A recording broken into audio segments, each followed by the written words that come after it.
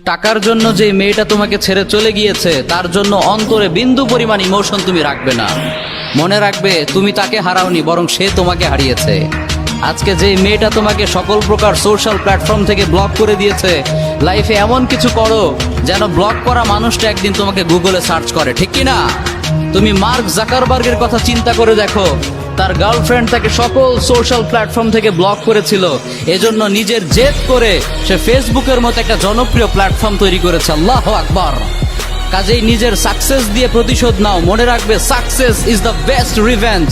সফলতার চাইতে বড় কোনো প্রতিশোধ পৃথিবীতে হতে পারে না। তুমি ব্যর্থ হওয়ার কারণে যে মেয়েটা আজকে ছেড়ে চলে গিয়েছে, সফলতার এমন পর্যায়ে তুমি চলে যাও, ক্যারিয়ারকে এমন ভাবে এস্টাবলিশ করো যেন সে তার ছেলেকে তোমাকে দেখিয়ে বলে, বাবা পারলে তোমার ওই আঙ্কেলের মতো তুমি হয়ে দেখাও, ঠিক কি না?